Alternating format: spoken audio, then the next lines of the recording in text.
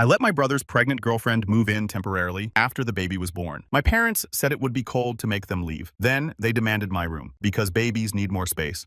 I, 27M, need advice about a family situation that's getting complicated. 3 months ago, my younger brother Tyler, 25, got his girlfriend Ashley, 23, pregnant. They'd only been dating for about 6 months, and neither of them was prepared for this. Tyler works part-time at a warehouse while taking community college classes, and Ashley was working as a server at a local restaurant. When Ashley's pregnancy progressed, her living situation became unstable. She'd been sharing a small apartment with 2 roommates, but they weren't comfortable with a baby coming into the picture. My parents, Robert, 56, and Linda, 54, immediately went into crisis mode. They've always been the type to help family no matter what, which I usually admire about them. Here's where I come in. 2 years ago, I bought a 3-bedroom house in a decent neighborhood about 20 minutes from my parents. I work as a software developer for a tech company and had saved aggressively for the down payment. The house was my pride and joy. I'd spent months renovating it, turning it into exactly what I wanted. The master bedroom is mine. I use the second bedroom as a home office since I work remotely 3 days a week, and the third bedroom is a guest room. My parents called a family meeting at their house. I should have seen the signs when Mom made my favorite dinner and Dad kept refilling my beer. They started talking about Ashley's situation, how she was 7 months pregnant and about to be homeless. Tyler sat there looking miserable while they laid out how family takes care of family. She just needs somewhere to stay until she and Tyler can get on their feet, Mom said, giving me that look she's perfected over the years. You have that guest room just sitting empty most of the time. I pointed out that Tyler could move in with Ashley somewhere, but apparently he wasn't ready for that level of commitment. Yes, you read that right. He got her pregnant, but wasn't ready to live with her.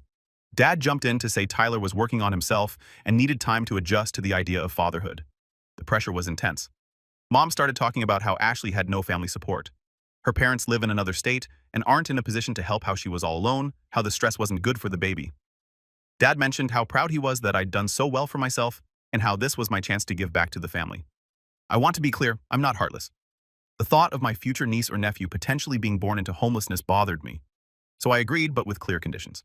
1, this was temporary, maximum 6 months. 2, Ashley would contribute $300 per month to help with utilities and groceries. 3, she'd be responsible for her own food and personal items. 4, no overnight guests without asking first. 5, she'd keep the common areas clean. 6, we'd revisit the arrangement after the baby was born. Ashley moved in 2 weeks later. At first, things were okay. She was quiet, kept to herself mostly, and was genuinely grateful. She'd often cook dinner for both of us as a thank you, and we'd sometimes watch Netflix together in the evenings. I started to feel good about helping out, but then the baby stuff started arriving. What began as a few boxes from her baby shower turned into a full nursery setup in the guest room. The garage became storage for strollers, car seats, and boxes of diapers. My parents would drop by with more stuff constantly: a changing table, a rocking chair, a baby bathtub. My organized minimalist house was being taken over by pastels and baby gear. I mentioned this to my parents, reminding them this was temporary. Mom just patted my hand and said, "Oh, honey, babies need so many things. You're doing such a good thing for your family." Tyler, meanwhile, would visit Ashley maybe twice a week. He'd stay for a few hours, usually bringing takeout, then leave. When I asked him about his plans for when the baby came, he'd get defensive and say he was figuring things out and that I didn't understand the pressure he was under. 2 weeks ago, Ashley went into labor.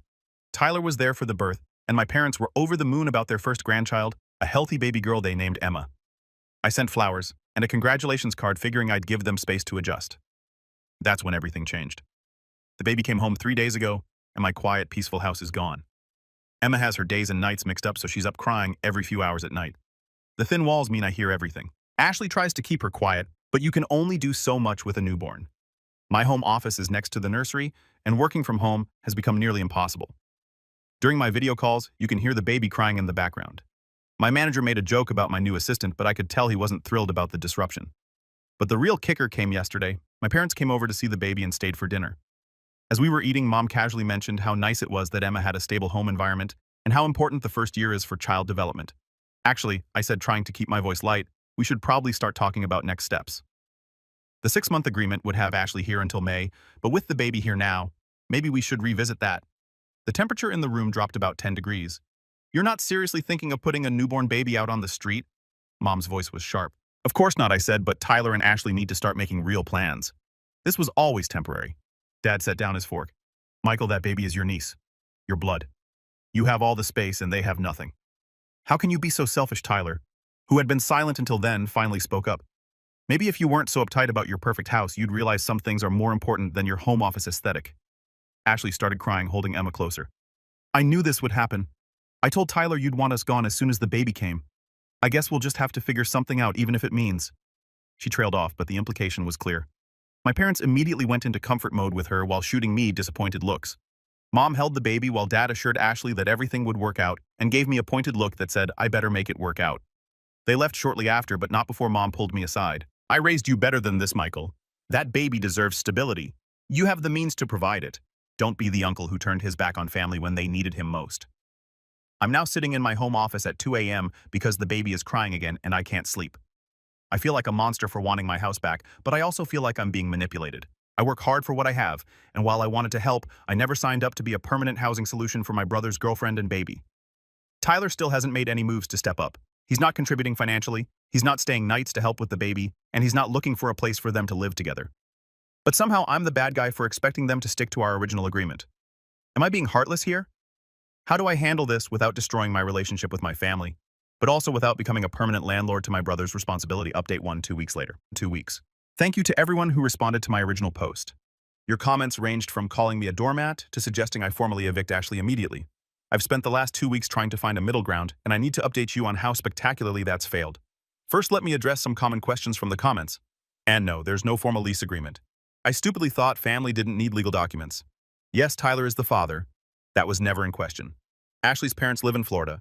Her mom is on disability, and her dad works minimum wage. They can't help financially or with housing. I make good money, around $110,000 per year, but I'm not wealthy. I have a mortgage, student loans, and regular bills like everyone else. Now for the update.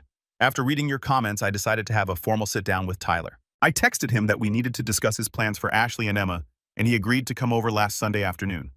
He showed up an hour late, reeking of weed. When I started talking about timelines and his plans, he immediately got defensive. Bro, why are you putting so much pressure on me? He said, I'm trying to figure things out. Tyler, you have a daughter now. You needed to have things figured out months ago. He launched into a rant about how not everyone had their life together like me, how some people didn't get lucky with good jobs, how I was privileged and didn't understand struggle. I pointed out that we grew up in the same house with the same parents and the same opportunities, but he just rolled his eyes. You were always the golden child, Michael? Mom and Dad worship you and your perfect house and your perfect job. Some of us are still finding ourselves. You're 25, not 15, and you have a baby now. The conversation deteriorated from there. He accused me of trying to control him. I accused him of being irresponsible, and he ended up storming out after yelling that I was just like Mom and Dad, always judging him. 2 days later, I came home from the office to find my parents' car in the driveway. Inside, Mom was rearranging my living room furniture to make space for a baby swing. Dad was in the garage building some kind of shelving unit for baby supplies. What are you doing? I asked. Mom barely looked up. Oh, hi, honey. We're just helping Ashley make the space more baby-friendly. That coffee table has sharp corners so dangerous for when Emma starts crawling. Mom, Emma is 2 weeks old. She won't be crawling for months. And even then, you can never be too prepared, she said, continuing to push my couch against the wall. I found Dad in the garage drilling brackets into my wall. My wall without asking. Dad, stop. What are you doing? He paused, looking at me like I was overreacting. Just putting up some shelves for the baby supplies. They were cluttering up your garage floor because they're not supposed to be here permanently. Dad set down his drill and gave me the look, the one that used to make me feel like a disappointment as a kid. Michael, we need to talk about your priorities. You have a beautiful home here, plenty of space, and your brother is struggling. Tyler isn't struggling, Dad. He's choosing not to step up. There's a difference. He's young, Dad. He's 2 years younger than me, and he was old enough to make a baby, so he's old enough to take care of one. The conversation went nowhere. My parents left, but not before Mom made several passive-aggressive comments about how she hoped I'd reflect on what kind of man I wanted to be. The house situation has gotten worse. Ashley is lovely, don't get me wrong, but living with a newborn is exhausting even when it's not your kid. The baby cries all night. There are dirty bottles in the sink constantly, and the smell of dirty diapers permeates everything. Despite Ashley's best efforts with the diaper genie, my work is suffering. I've had to mute myself during multiple calls because of crying in the background. My manager pulled me aside yesterday for a check-in about my home situation and whether it was affecting my performance. I assured him it was temporary, but I could see the skepticism in his eyes. The financial burden is increasing too. The $300 Ashley pays doesn't even cover the increase in utilities from constant laundry, the baby bath, and having someone home all day. My grocery bills have doubled, and I'm constantly finding my things used or moved. But the worst part, Tyler posted on Instagram yesterday, pictures from a weekend trip to Vegas with his buddies. Vegas, while his girlfriend and baby are living in my house because he can't afford to support them. I screenshot everything and sent it to our parents, thinking surely this would open their eyes. Mom's response, everyone needs to blow off steam sometimes. Being a new father is stressful. I've started looking into tenant laws in my state. Even though there's no lease, Ashley has likely established residency at this point. If I want her out, I might need to go through formal eviction proceedings, which would definitely nuke my relationship with my family. Some of my friends think I should just accept this as my new reality. My best friend James said, "Dude, your parents are never going to take your side on this. Either accept that you're raising your brother's kid or prepare for family warfare." My girlfriend Sarah, who I've been dating for 8 months, has been supportive, but is starting to express concerns. She doesn't feel comfortable coming over anymore because there's no privacy and nowhere to relax. We've been spending time at her studio apartment, but that's not a long-term solution. I'm at a crossroads. Do I A. Start formal eviction proceedings and accept that my family will hate me? B. Try to wait it out and hope Tyler eventually steps up? Spoiler alert, he won't. C. Accept that this is my life now and try to make the best of it? D. Sell the house and move somewhere smaller that can't accommodate extra people? I worked so hard for this house. It was my dream, my accomplishment, my space. Now I feel like a stranger in my own home. And the person who should be taking responsibility is in Vegas posting pictures of bottle service. I know I sound bitter. I am bitter, but I'm also tired, frustrated, and feeling incredibly taken advantage of. Any advice on how to proceed without completely destroying my family relationships would be appreciated. Update 2, 6 weeks later. I've been putting off this update because I'm honestly still processing everything that's happened, but I owe you all a follow-up, especially those who've been demanding me for updates. First, the TLDR for those who missed my previous posts. My brother got his girlfriend pregnant. My parents guilted me into letting her move into my guest room temporarily, and then acted shocked when I expected them to leave after the baby was born. It's been escalating since then. So here's what's happened in the last 6 weeks. After my last post, I decided to take the advice of trying one more formal conversation with everyone involved. I invited my parents, Tyler and Ashley, to a family meeting at my house. I prepared talking points, printed out resources for affordable housing in our area, and even found several programs specifically designed to help young parents. Tyler didn't show up. He texted Ashley saying he had to pick up an extra shift at work. I later found out through a mutual friend that he was at a sports bar watching the game. The meeting went about as well as you'd expect. I presented my research, explained that while I wanted to help, this situation wasn't sustainable. Ashley cried. My parents acted like I was presenting a plan to throw Emma into the wilderness to be raised by wolves. 6 months, I said firmly. That was our original agreement. It's already been 4. I'm giving you an extra 3 months on top of that to figure things out. By July, you need to have alternative housing arranged. Mom stood up so fast she knocked over her coffee cup. 7 months. You're giving a baby 7 months notice like she's a tenant. Ashley is a tenant. Mom, Emma is her daughter. They're a package deal and they need their own place. Dad tried the guilt angle. What happened to you, Michael? You used to have compassion. Now it's all timelines and agreements. This is family. Tyler is family too, I shot back. Where's he in all this? Why isn't anyone pressuring him to provide for his child? Tyler is doing his best. Mom said the same excuse she's been making for him his whole life. His best included Vegas last month and a new gaming system he posted about on Facebook. Seems like he's doing fine to me. The meeting ended with my parents storming out and Ashley locking herself in the guest room with Emma. I could hear her on the phone with Tyler crying about how his family hated her. Things got progressively worse from there. My parents started what I can only describe as a Cold War. They'd stop by when I was at work. Ashley would let them in and continue baby-proofing my house. I came home to find cabinet locks installed, electrical outlet covers everywhere, and I kid you not, a baby gate at the top of my stairs in my house. They also started a propaganda campaign with extended family. I started getting calls from aunts and uncles I barely speak to, all concerned about my heartlessness toward baby Emma. My cousin Jennifer, who I've always been close with, texted me. I heard you're evicting a newborn. WTF, Mike. I tried explaining my side to anyone who'd listen, but the narrative was already set. I was the successful, selfish older brother who wouldn't help family in need. The breaking point came 3 weeks ago. I woke up on a Saturday morning to voices in my kitchen. Not just Ashley and the baby, multiple voices. I came downstairs to find my parents, Tyler, Ashley, and 2 people I'd never seen before sitting around my kitchen table having breakfast. Oh good, you're up, Mom said like this was normal. This is Brad and Diane from our church. They're marriage counselors who specialize in young families. I stood there in my boxers and t-shirt looking at 6 people in my kitchen while a baby cried in the background. What the hell is happening? Language, Mom chided. Language. We're having an intervention. You've been so hostile lately. We thought you needed help processing your feelings about the baby. My feelings about the baby. Are you serious right now? Brad? Or maybe it was Diane started talking about the importance of family bonds and how children thrive in multi-generational homes. I cut them off. Everyone out except Ashley, since she unfortunately lives here. Michael, Dad started out. This is my house. You don't get to ambush me with interventions in my house. Tyler, who had been silent, finally piped up. Bro, you need to chill. We're trying to help you. Help me. I was losing it. You knocked up your girlfriend, refused to support her, dumped her in my house, and somehow I need help. I'm not ready to be a full-time dad, he said. Like that was a valid excuse. Then you should have worn a condom, I snapped. Everyone gasped like I'd said something horrific. Brad and Diane quickly excused themselves. My parents followed, but not before Mom delivered her parting shot. I don't even recognize you anymore, Michael. That night, I made a decision. I called my company's HR department and asked about remote work options from other locations.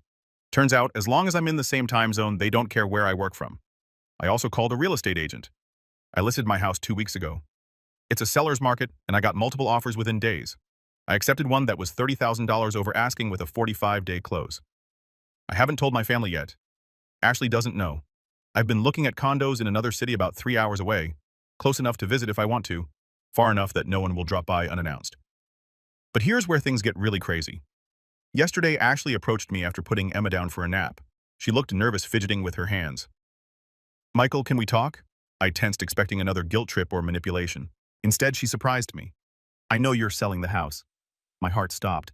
How did you know I saw the realtor's card on your desk and you've been packing things in your office? I waited for the tears. The guilt tripped the phone call to my parents. Instead, she sat down across from me. I don't blame you, she said quietly. This whole situation is messed up. I know that. I'm grateful for what you've done, but I know it's not fair to you. We talked for over an hour, the first real conversation we'd had since she moved in. She told me how Tyler had promised her they'd get their own place before the baby came, how he'd been stringing her along with excuses and promises, how my parents enabled him by making everyone else responsible for his choices. I love him, she said, but I don't think he's ever going to grow up. Your parents will always bail him out, and he knows it. She asked how long she had before I moved. I told her about the 45-day close, expecting panic. Instead, she nodded. My cousin in Texas has been offering to let me stay with her. She has a kid too, and we could help each other out. I've been thinking about it, but felt guilty leaving since Tyler's here. You should go, I told her. Fresh start away from this dysfunction. She smiled sadly.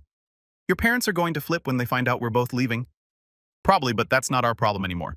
We agreed she'd start making arrangements to move to Texas. I offered to help with moving costs, which she gratefully accepted. Of course, the universe couldn't let things be that simple. This morning, Tyler showed up unannounced. He let himself in with a spare key my parents must have given him. I never gave him one. Dude, we need to talk, he said, barging into my home office. About what Tyler Ashley's talking crazy about moving to Texas. You need to talk sense into her. The audacity floored me. Why would I do that? Because Emma needs her father. Then maybe her father should start acting like one. He went off about how I was poisoning Ashley against him, how I was breaking up his family, how this was all my fault. I let him rant until he ran out of steam. Are you done? I asked. Screw you, Mike. Get out of my house and leave the key. He threw the key on my desk and stormed out, but not before delivering his own parting shot. When Mom and Dad find out about this, you're dead to this family. So that's where things stand. The house closes in 38 days. Ashley is making plans to move to Texas. Tyler is probably running to our parents as I type this, and I'm looking forward to a fresh start in a new city where my family can't ambush me with interventions over breakfast. I know some of you will say I'm running away from my problems. Maybe I am, but sometimes when your family refuses to respect your boundaries, distance is the only solution. I'll update once more after the move, but honestly, I'm looking forward to this chapter of my life being over. I've learned a lot about boundaries, family manipulation, and the importance of legal agreements even with family, especially with family. To those of you in similar situations, you're not obligated to set yourself on fire to keep other people warm, even if those people share your DNA. Final update, 3 months later. Hey everyone, I know it's been a while since my last update, and I've gotten a lot of DMs asking how things turned out. I'm finally in a place, literally and emotionally, where I can share the conclusion to this saga. When I last posted, I had just listed my house for sale, and Ashley was making plans to move to Texas with Emma. Tyler had stormed out after learning about our plans, and I was bracing for the inevitable family explosion. I didn't have to wait long. That evening, my phone started blowing up. Calls, texts, voicemails, my parents, Tyler, aunts, uncles, cousins, family members I hadn't spoken to in years. I turned off my phone and went to bed. The next morning, I had 47 missed calls and over 100 text messages. The doorbell rang at 7 a.m., then 7:15, then 7:30. I looked out my bedroom window to see my parents' car in the driveway and my mom standing on the porch. I didn't answer. They came back that evening with Tyler. I watched from my security camera app as they tried their keys, which I had changed the locks that afternoon, rang the doorbell repeatedly, and eventually left after Mom slipped a note under the door. The note was exactly what you'd expect. Michael, we're devastated by your selfishness. Selling your house to abandon your family is a new low, even for you. We raised you better than this. You're breaking our hearts and destroying Emma's chance at a stable home. We pray you'll come to your senses, Mom and Dad. I texted them once I'm an adult making decisions about my own property. Please respect my privacy. The response was immediate and harsh. Dad texted, "You're a disappointment." Mom sent, "I hope you can live with yourself knowing you made a baby homeless." Tyler's was the most colorful. "You're not my brother anymore. Dead to me." The next few weeks were a blur of packing, dealing with a house sale, and dodging my family's increasingly desperate attempts to save me from myself. Mom's words, not mine. The extinction burst, thank you to the Redditor who taught me that term, was spectacular. They called my employer trying to convince them I was having a mental health crisis. They contacted my real estate agent claiming the house sale was fraudulent. They showed up at my girlfriend Sarah's apartment looking for me. They started a prayer chain at their church for my lost soul. They convinced my elderly grandmother to call me crying about family unity. The grandmother call almost broke me. She's the sweetest woman, and hearing her cry about how I was tearing the family apart made me question everything. But then she said something that snapped me back to reality. Your mother says you're jealous of Tyler for having a baby. Jealous of Tyler for having a baby he won't take care of. That's the narrative they created to explain my irrational behavior. Meanwhile, Ashley was having her own family drama. When Tyler found out she was really planning to move to Texas, he suddenly became father of the year for about 48 hours.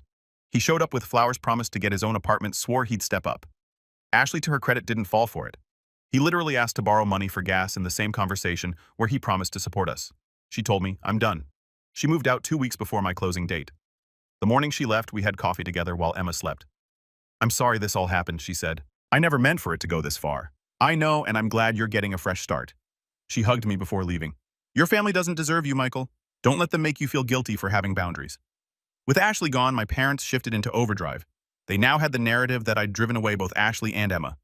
Mom showed up at my work. Security had to escort her out. Dad left voicemails about how I'd ruined Tyler's chance at being a father. The day before closing, they played their final card. They offered to buy my house for the full asking price if I'd let Tyler move in and they'd manage it for him. I declined. The closing went smoothly despite my family's attempts to interfere. I moved into a nice 2-bedroom condo in a city 3 hours away. It's smaller than my house, but perfect for me. There's a gym in the building, a coffee shop on the corner, and best of all, no family drama. I blocked most of my family on everything except email in case of actual emergencies. I stayed in touch with my cousin Jennifer, who understood my side after hearing the full story. "They've always babied Tyler," she told me. "Remember when he crashed 3 cars in high school and they kept buying him new ones? This is just the adult version." Through Jennifer, I've gotten some updates. Tyler is back living with our parents. He's working part-time at a vape shop and spending most of his time gaming. He posts on social media about how Ashley stole his daughter. And my parents are now raising money through their church to hire a lawyer to seek grandparent rights in Texas. They tell everyone I had a breakdown and abandoned the family. Ashley, from what I can see on social media, is thriving in Texas. She's working at a dental office. Emma is in daycare, and she seems genuinely happy. She sent me a Christmas card thanking me again for everything and letting me know they're doing well. As for me, I'm in therapy working through the guilt and manipulation. My therapist says I'm a textbook case of the responsible child in a dysfunctional family system. I'm learning about boundaries and enmeshment and how being the successful one doesn't mean I have to compensate for everyone else's failures. Sarah and I are still together. She's been incredibly supportive through all of this and even helped me decorate my new place. We're taking a weekend trip next month, something I couldn't have done when my house was baby central. My work performance has improved dramatically without the constant chaos. I even got promoted last month, something my manager said was long overdue, but had been questionable when my performance was suffering. Do I have regrets? Sometimes I miss the idea of family, the fantasy of supportive, reasonable people who respect each other. But that's not the family I have. The family I have expects me to subsidize Tyler's irresponsibility indefinitely while being grateful for the opportunity. I've learned some hard truths. 1, family isn't a free pass to violate boundaries. 2, you can't help someone who won't help themselves. 3, enabling one person often means sacrificing another. 4, sometimes love means letting people face the consequences of their choices. 5, your mental health and well-being matter just as much as anyone else's. To those who said I was too harsh, you didn't live it. You didn't have your sanctuary turned into someone else's nursery. You didn't watch your brother party while you paid for his responsibilities. You didn't have your parents gaslight you into thinking basic boundaries were selfish. To those who said I should have kicked everyone out immediately, you were right. I waited too long hoping for reasonableness that was never coming. To those in similar situations, get everything in writing. Set clear boundaries from day one. And remember, helping family doesn't mean enabling them. I know this isn't the update some of you hoped for. There's no reconciliation. No moment where my family realizes they were wrong. No happy ending where Tyler steps up and becomes a great dad. Real life doesn't usually work that way. But I'm at peace. I have my own space. My relationship is stronger. My career is thriving. And I'm learning to set healthy boundaries. That's its own kind of happy ending. I won't be updating again. It's time to close this chapter. Thank you all for your support, advice, and validation. You helped a stranger on the internet realize he wasn't crazy for wanting basic respect in his own home. And Tyler, if you somehow read this, grow up, dude. Your daughter deserves better. Edit, since several people have asked, yes, the house sale was completely legal. I owned it outright. No one else was on the deed. Ashley and I exchanged contact info and occasionally text. She's doing great and Emma is healthy and happy. I'm in individual therapy, not family therapy. My therapist agrees that family therapy requires all parties to want change. The grandparent rights thing probably won't go anywhere. Texas has strict requirements they don't meet. I kept all the documentation of Tyler's lack of support in case Ashley ever needs it for custody issues. Yes, I'm aware I probably could have handled some things better. Hindsight is 2020. And no, I don't regret selling the house. It was the nuclear option, but sometimes that's what it takes. Take care, everyone.